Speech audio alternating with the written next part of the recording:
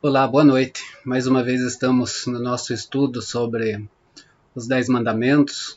Eu queria agradecer a presença de todos, e pedir as bênçãos do Senhor sobre as suas vidas e que possamos hoje estar aprendendo um pouco mais daquilo que o Senhor tem preparado para nós nesta semana, a qual lembra-se muito da morte, da ressurreição de Jesus Cristo, daquilo que ele fez por nós lá na cruz do Calvário, nos garantindo a vida eterna, nos garantindo a passagem da morte para a vida, né, de sairmos do pecado e estarmos na presença de Deus, né, através desse convite que ele fez para nós, através daquela cruz, né, e também através daquele túmulo vazio que mostra, né, que ele ressuscitou e que também um dia todos nós com ele estaremos na presença do nosso Deus, né? A morte já foi vencida, é isso que nós aprendemos nesses dias.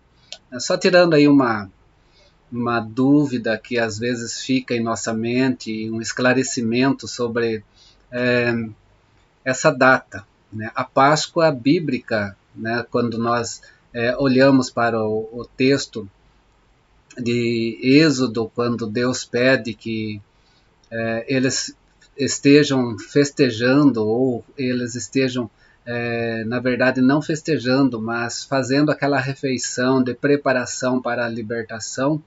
Né? Depois nós vamos ver lá em Levíticos 23 que dentro das 7 festas que Deus pede para si, que vai dar um prazo de aproximadamente 7 meses no ano, isso lá no Velho Testamento, né? Uma das festas era chamada Festa dos Pães Asmos, né? E junto com essa Festa dos Pães Asmos, nós tínhamos a refeição pascal, né? Na verdade, a Páscoa é uma refeição e não seria uma festa em si, né? A festa é dos pães asmos, né, que era o pão sem fermento, né, e quando nós lembramos do pão sem fermento, nós lembramos justamente disso, né, de nós estarmos tirando o pecado das nossas vidas, né, tirando o fermento ali, esse símbolo do pecado que nós não queremos mais sobre nós.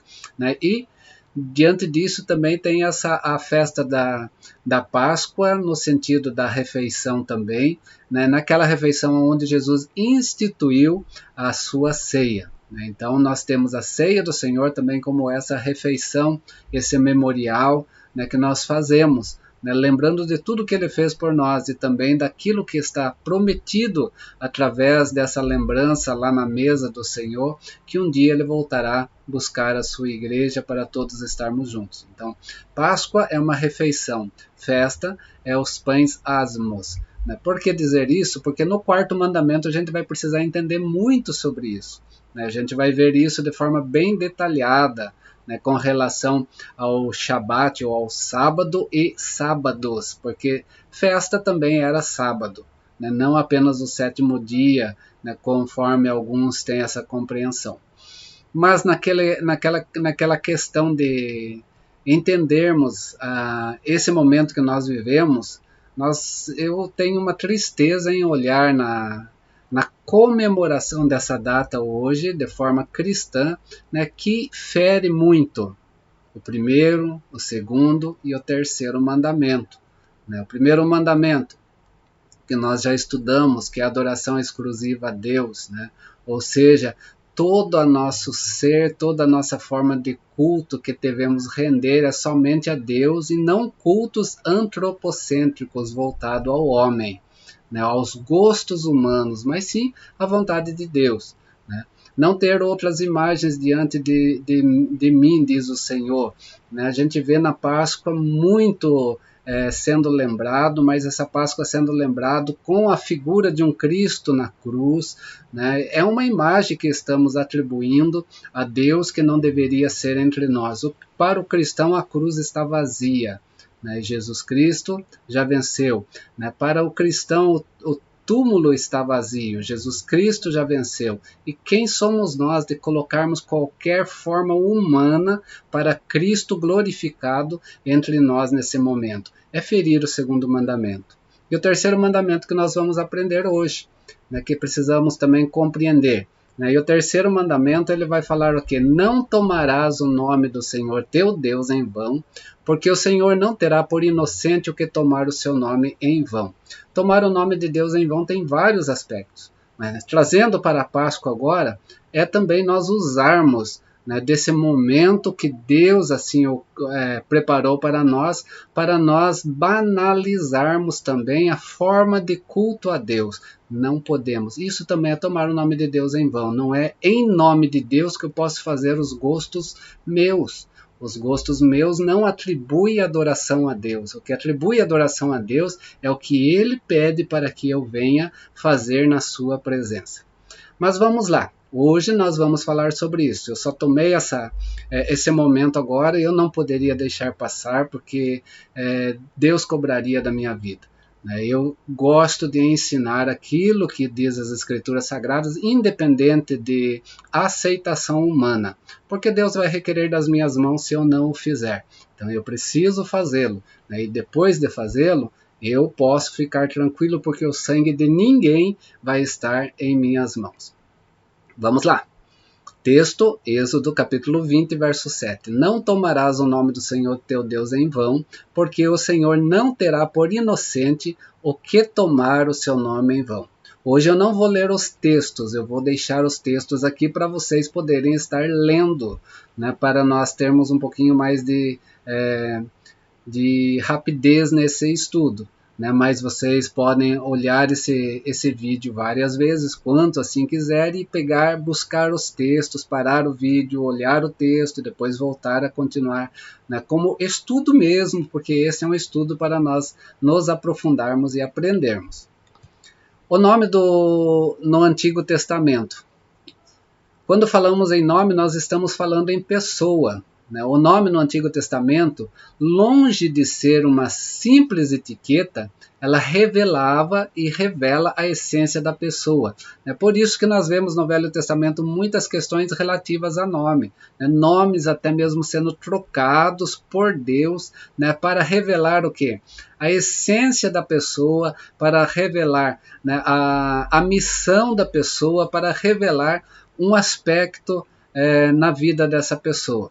Por isso que eliminar o nome de alguém era apagar a sua existência. E isso nós temos no Velho Testamento. Os povos pagãos da época faziam isso com relação aos seus deuses. Quando um povo que tinha o seu Deus, e invadia outra nação e rendia aquela outra nação, a primeira coisa que eles faziam ao declarar a vitória ganha era destruir o ídolo daquela outra nação e colocar o seu ídolo naquele lugar onde estava da outra nação.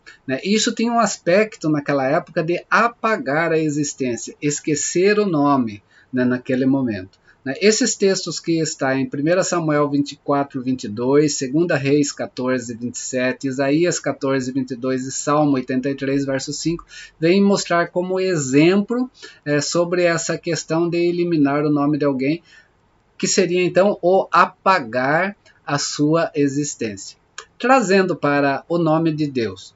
O nome de Deus é o nome por excelência, porque está em letra maiúscula nome, por excelência, porque o nome de Deus tem um caráter totalmente exclusivo a Ele. Ele é chamado de forma bem no Velho Testamento, de o nome. O nome era a palavra hebraica Shem. Hoje nós temos muito os judeus ortodoxos que, para não pronunciar o nome de Deus em vão, o nome próprio de Deus em vão, que eles usam essa expressão Hashem. Hashem quer dizer o nome. Isso está lá em Levíticos 24, 11, Provérbios 18, 10, Isaías 30, 27 e 2 Samuel 6, 2. Ele também, Deus, é chamado no Velho Testamento de O Santo. O Santo está lá em Levíticos e no livro de Salmos. Ele é considerado e chamado também de O Glorioso. Neemias e Salmos também vêm trazer isso. Ele é chamado também pelo nome de Grande. 1 Reis e Jeremias vêm tratar isso, o profeta. O seu nome também é chamado de Honrado, Deuteronômio 28. Seu nome é chamado de eminente, Salmos também. E também o seu nome é chamado de temível, Salmos também vem trazer isso, né? Porque o nome de Deus é um nome por excelência, mostra tudo o que ele é, como nós vimos aqui, né? O nome no Antigo Testamento era para revelar a essência da pessoa, né? O nome, nesse caso, é a própria pessoa na sua missão, na sua forma de ser vista, né?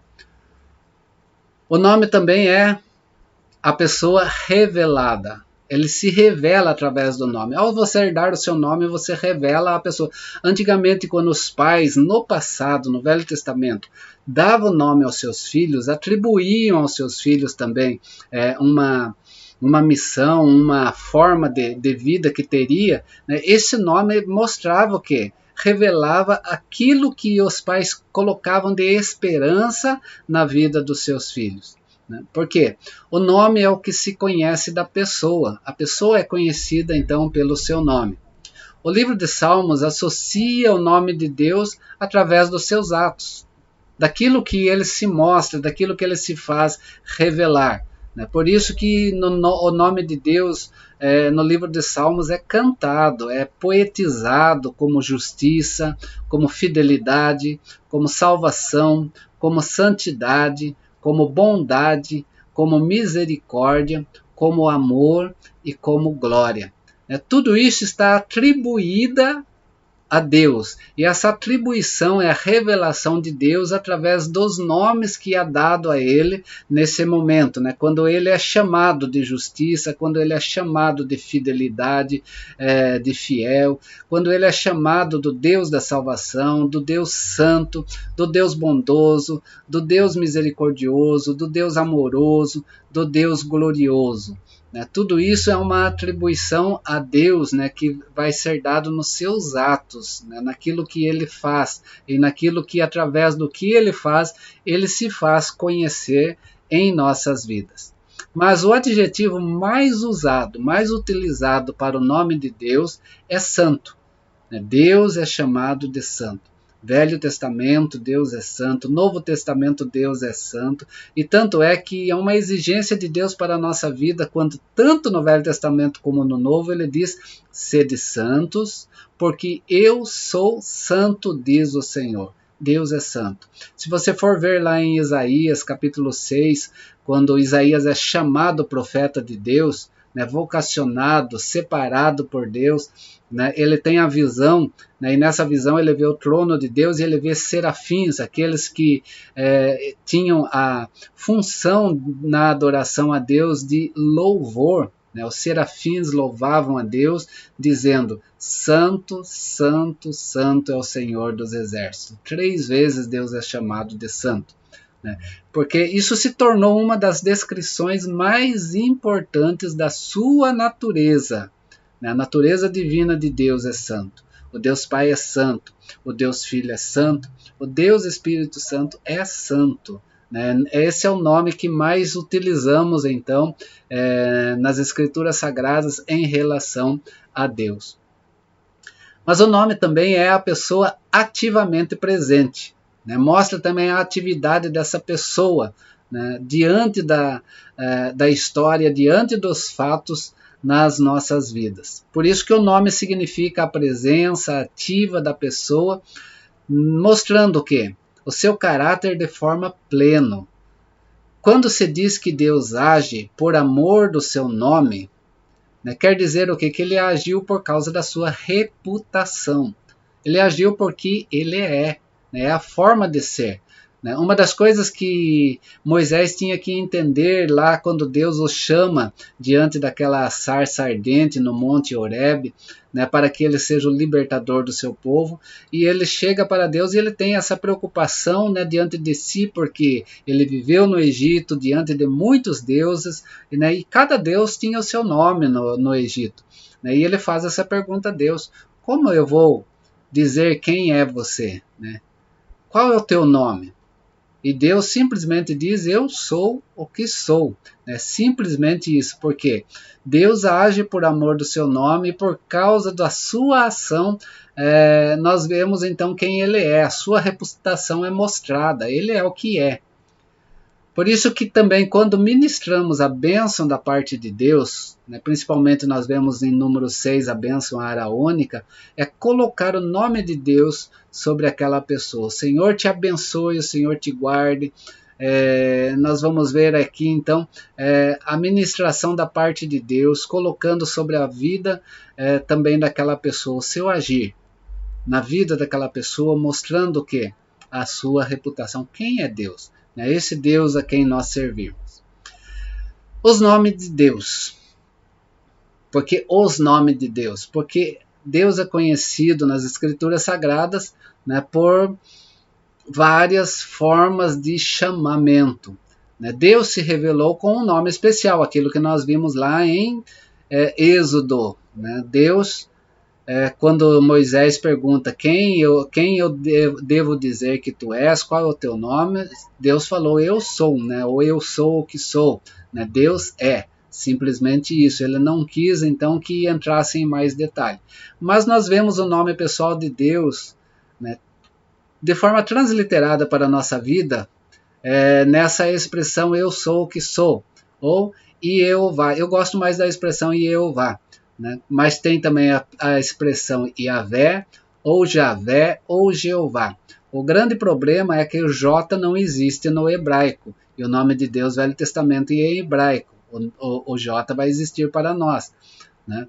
Quando Deus, então, enviou Moisés para libertar o seu povo de Israel, do Egito, ele se revelou como o eu sou. Está lá em Êxodo 3,15. Né? Essa expressão eu sou, então, é esse tetagrama, né, que nós podemos colocar aqui como o YH, o W e o H, simplesmente, mas nós não temos, na expressão eu sou o que sou, nós não temos vogais. Então, nós não podemos dizer, na realidade, qual é o nome de Deus. Né? Mas o seu nome é esse, né? O seu nome é eterno, o qual depende da realidade dos outros nomes. Né? Está lá em Isaías capítulo 56, verso 5. Nas orações, conversas e leituras, o nome de Jeová ou de Yahvé ou de Jeová era substituído pelo nome Adonai. Adonai significa Senhor. Você vai ver muito na Bíblia, se você observar, existe uma diferença de tratativa nessa expressão Senhor. Quando o Senhor aparece tudo em letra maiúscula, é a forma que Deus se mostrou lá para Moisés. Está falando de Deus, o Pai, né, ou Deus Jeová, para nós entendermos melhor. Mas nós não sabemos de fato a pronúncia que se dá a esse nome. Quando aparece Senhor com a primeira letra maiúscula e as demais minúsculas, é Adonai. E Adonai quer dizer também para Deus, chamando-o de Senhor. Né? Senhor, tudo em maiúscula, Yahvé ou Jeová, né? Ou Jeová, conforme é a transliteração que se usa. Né? É o Deus que apareceu a Moisés lá na sarça ardente. Quando atribui Senhor em letra apenas maiúscula na letra S, nós temos o nome de Deus como Adonai, que Adonai quer dizer Senhor. Né? Nós temos nas Escrituras Sagradas uma conversa do Pai com o Filho no Velho Testamento.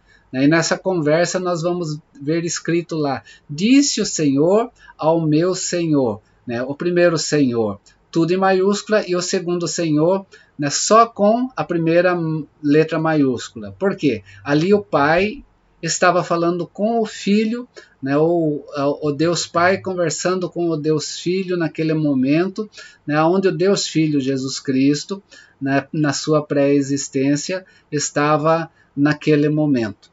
E nesse momento, então, Jesus é chamado de Adonai. Porque nós não sabemos de fato como é o nome de Deus quando ele se apresenta a Moisés. O zelo dos judeus com o nome de Deus, e principalmente nesse terceiro mandamento, era intenso. Eles não queriam de forma alguma levar o nome de Deus em vão.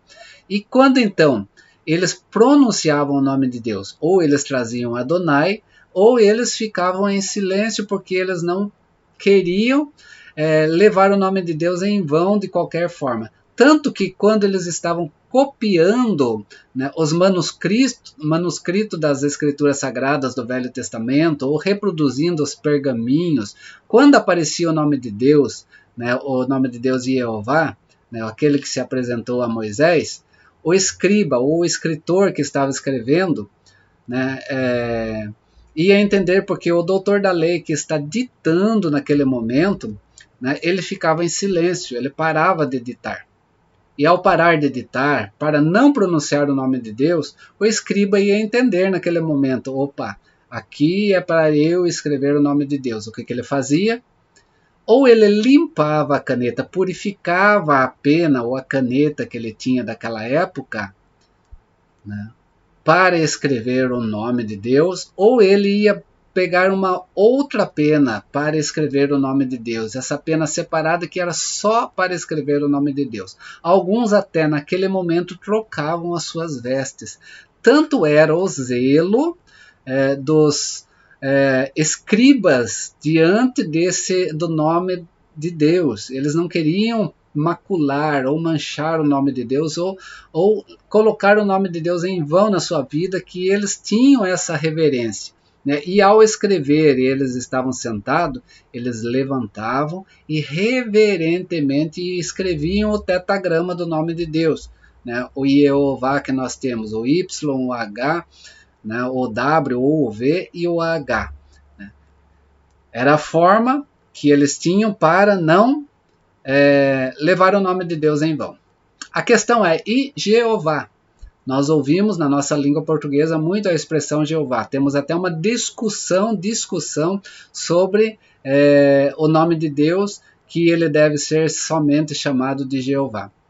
A língua hebraica, então, vamos entender isso, não utilizava vogal. A língua hebraica, no seu original, né, não tinha o A, E, I, O, U, era somente consoantes.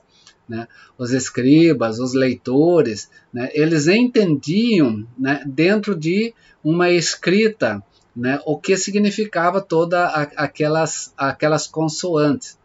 Com o tempo, né, por causa de outros povos também, né, e pelo perigo de se perder a pronúncia correta das palavras hebraicas, foi criado um sistema de sinais. Esses sinais são chamados sinais massoréticos, que vão substituir, então, vão integrar, vão colocar dentro dessas consoantes, né, o A, E, I, O, U, né, representando as nossas vogais.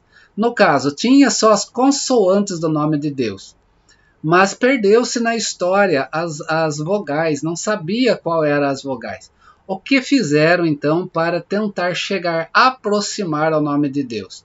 Pegaram as vogais da palavra Adonai, né, o A, I, O, U da palavra Adonai, e colocaram debaixo do tetagrama do nome de Deus, né, para então tentar trazer a tradução ou a expressão dessa palavra do nome de Deus. Né. Dessa forma, na língua portuguesa surgiu o nome Jeová, né, que nós falamos. Né. Eu prefiro a palavra Jeová mesmo, né, que é a palavra que talvez mais se aproxime, ou Iavé. Né. Por quê? Por causa daquela questão, no hebraico não existe J.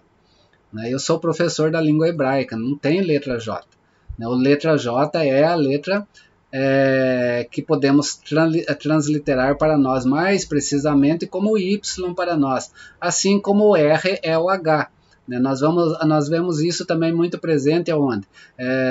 No espanhol. Né? Então, falar que o nome de Deus é Jeová e não modificar essa expressão, não dar nenhuma possibilidades outras, é forçar, né, aquilo que nós não sabemos. Né? Mas na língua portuguesa nós temos essa expressão então de Jeová, que às vezes é usada.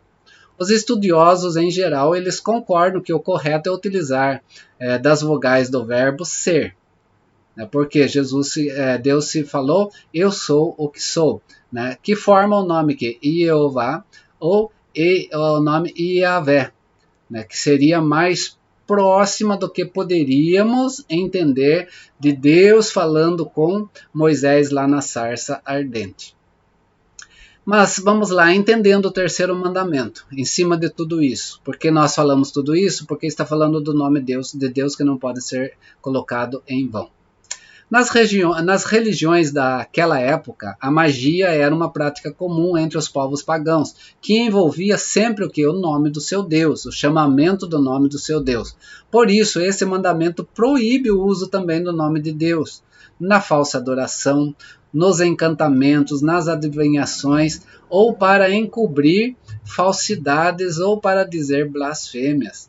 Que poderia o povo de Deus cair nessa tentação, nessa cilada que existia de costume dos povos pagãos da época em relação aos seus deuses, porque eles usavam os nomes dos seus deuses para uma adoração falsa, para encantamentos, para adivinhações, para encobrir questões de falsidade ou juramentos, né? E também para dizer blasfêmias ou querer trazer maldição sobre a vida das pessoas. Deuteronômio 28, 58, ele vem trazer esse exemplo para nós, né? Porque Deus proíbe o uso do seu nome.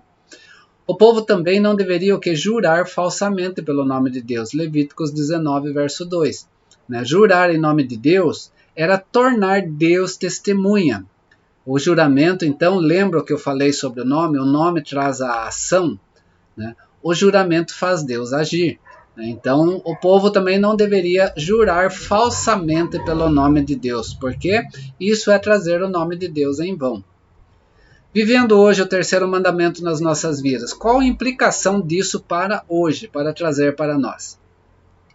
Continuando, a proposta de relacionamento apresentada nos 2 primeiros mandamentos, que é a adoração exclusiva a Deus e não fazer nenhuma forma de imagem, nem prestar cultos a alguma imagem na presença de Deus. Deus agora vai fazer o quê? Deus continua nos seus mandamentos, querendo instruir a nossa boca e a nossa língua diante dele também, numa relação correta com ele.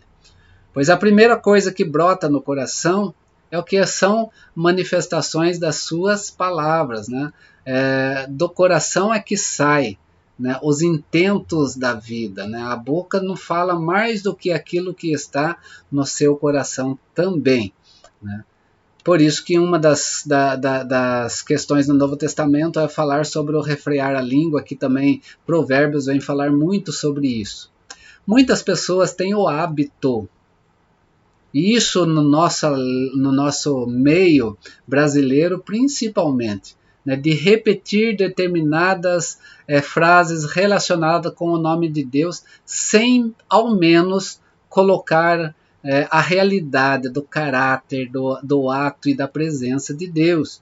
Muitas vezes nós vemos pessoas falar, meu Deus, Deus me livre, graças a Deus, né, e tantas outras coisas. Né? Às vezes cai até no absurdo de uma pessoa estar falando, né, que está passando por momentos difíceis, está passando por dificuldades, né, que está passando por lutas de pecados na sua vida, e de repente o irmão simplesmente solta aquela frase, graças a Deus. Não está falando nada sobre Deus, está levando o nome de Deus em vão. Nós vemos isso até no momento de adoração. Nós precisamos ter cuidado em relação à expressão do nome de Deus saindo da nossa boca.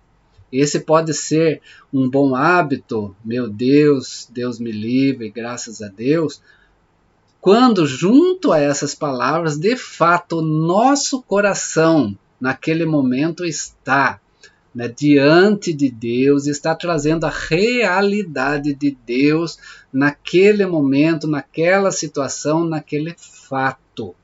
Né? Simplesmente falar por falar mostra-se só uma religiosidade vazia e às vezes até mesmo pagã. Porque nós estamos levando o nome de Deus em vão nessa hora. Quando se trata do quê? Quando se trata apenas de um costume, de uma religiosidade dentro de nós. O santo nome de Deus está sendo levado em vão nas nossas vidas. Por isso, este mandamento quer proteger o nome de Deus do abuso.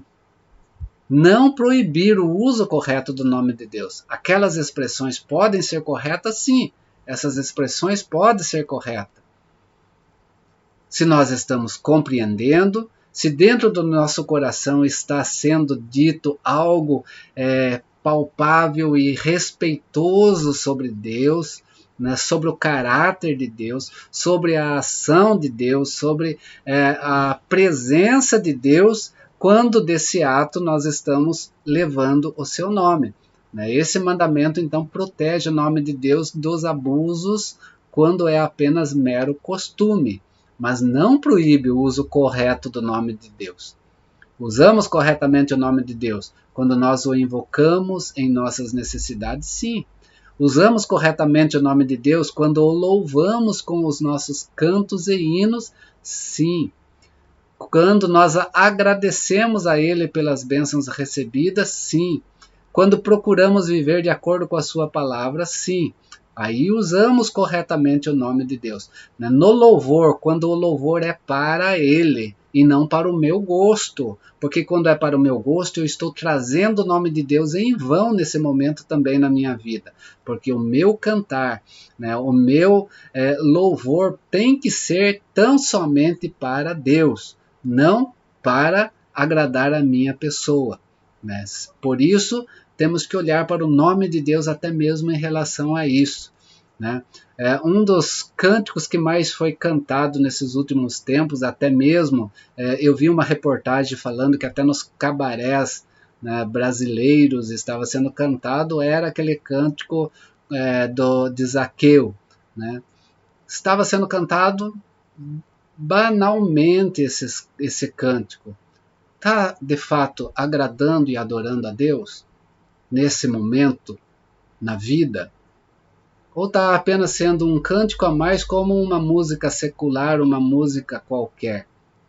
Podemos estar levando o nome de Deus em vão. Precisamos olhar para isso nas nossas vidas. Os 10 mandamentos, em outras palavras, poderia ser assim para nós.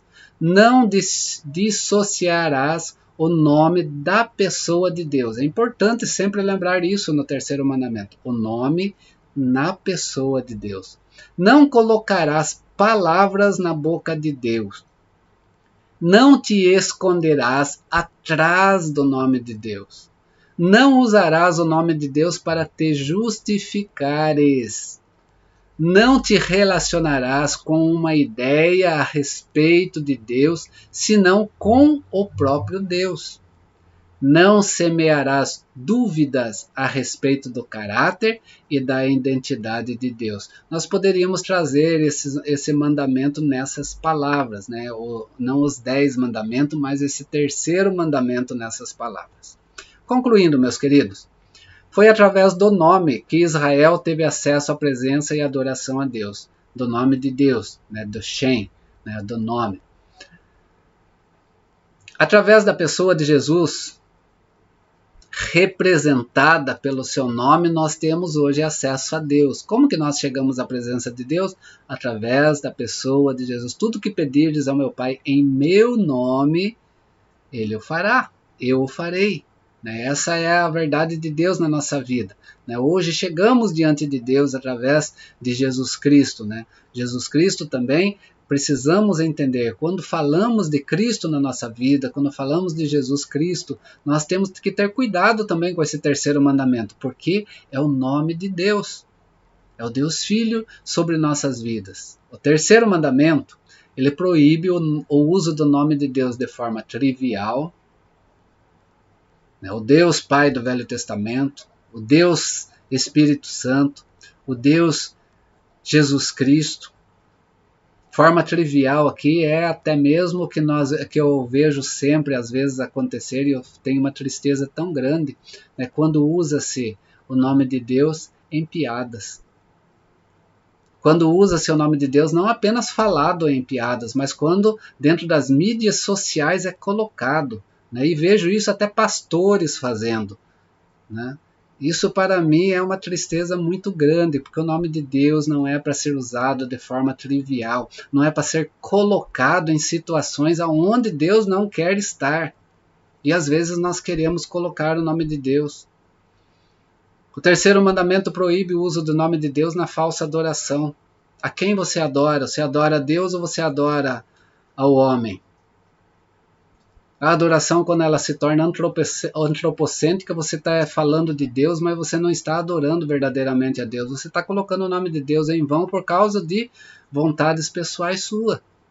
Não é assim que nós adoramos a Deus. O terceiro mandamento proíbe o uso do nome de Deus também nos juramentos falsos. Quando falo em juramentos, não é simplesmente jurar pelo jurar, mas são os nossos votos dados a Deus. Mesmo que diante de pessoas, quando nós votamos, né, na presença de Deus, né, e depois voltamos atrás falando que é impensado, vai olhar um pouco lá para Eclesiastes capítulo 5. Né, o nome de Deus, né, tem que ser tomado de forma bem séria na nossa vida. Esse mandamento exige de nós o quê? Entender que o santo e reverente uso dos nomes de Deus, dos títulos, dos seus atributos, das suas ordenanças, das suas palavras e das obras de Deus estão inseridas nele. Esse mandamento nós precisamos entender isso. Esse mandamento exige também dignidade, honra, santidade, né, que se tornam máximos em Deus. Então, pronunciar o nome de Deus precisa estar olhando para as exigências que esse mandamento traz para as nossas vidas. Todos os atos, todos os atributos de Deus merecem o quê? Respeitoso tratamento, submisso acatamento de todos, especialmente dos filhos da graça e dos herdeiros da promessa, de você. Né? Precisamos olhar para isso. Na vida do cristão, acatar e obedecer a palavra de Deus é honrar e respeitar o seu glorioso nome, é exaltá-lo, é santificá-lo. Por isso, banalizar a palavra de Deus também vai contra o terceiro mandamento, porque ali está o seu autor, é o próprio Deus. Por isso, tratemos o Pai Celeste com honestidade, com fidelidade, com sinceridade, pois Ele nos trata dessa forma. Né? Ele nos trata assim. Concluindo, meus queridos, terceiro mandamento, o nome de Deus é o próprio Deus em santidade revelada. Sede santos, porque eu sou santo, diz o Senhor. E é diante desse Deus que é santo que nós devemos, de forma honesta, de forma fiel e de forma sincera, viver a nossa vida. E que os nossos lábios sejam lábios que não levam esse nome em vão, não apenas no falar, mas também nas ações da nossa fala e dos nossos atos diante até mesmo das redes sociais em relação à pessoa de Deus. Um exemplo bem grande é quando nós colocamos a política nossa, corruptível que é, e inserimos o nome de Deus ali. Nós vimos esse exemplo nessas eleições que nós tivemos de presidência. Deus acima de tudo, e deveria ser Deus acima de todos também. Mas o nome foi colocado tão somente e vulgarmente para expressar uma falsa religiosidade. Não leve o nome de Deus em vão. Precisamos olhar para isso. Nós vivemos um momento que o nome de Deus está sendo banalizado. E precisamos voltar a entender, Ele é santo. E Ele exige de nós santidade. Santidade diante dEle. Que nós possamos entender isso e viver a sua vontade.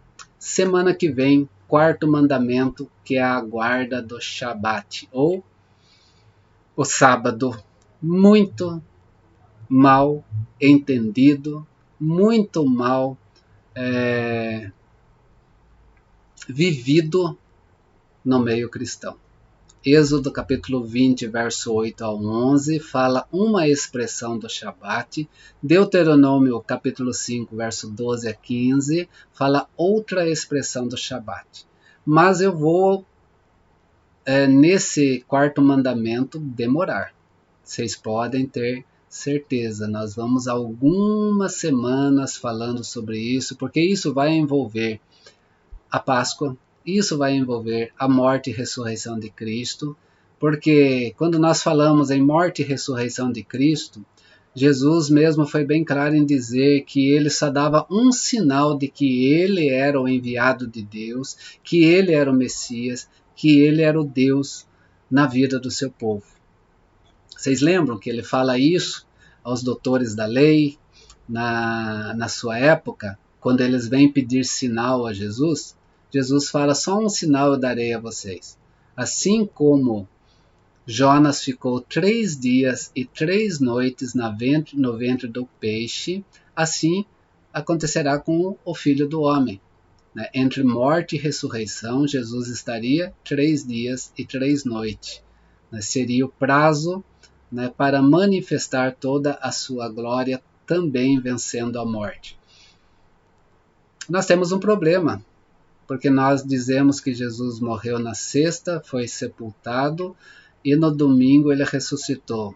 Se nós fizermos uma matemática bem simples, não dá 3 dias e 3 noites. Então vamos entender isso, porque nós usamos isso sempre na expressão do sábado ou do Shabat. Nós vamos começar a entender isso e talvez tenhamos algumas dificuldades, por isso eu vou levar isso bem tranquilo, não tenho pressa quanto a isso, não vou ter dogmas religiosos para tratar desse assunto. Eu vou na palavra de Deus e nas escrituras sagradas, elas vão falar por si só. Se elas convencerem, amém. Se elas não convencerem, a religiosidade permanece e nós aguardamos até que Cristo volte. Que Deus nos abençoe. Um forte abraço deste irmão em Cristo. Cuide-se.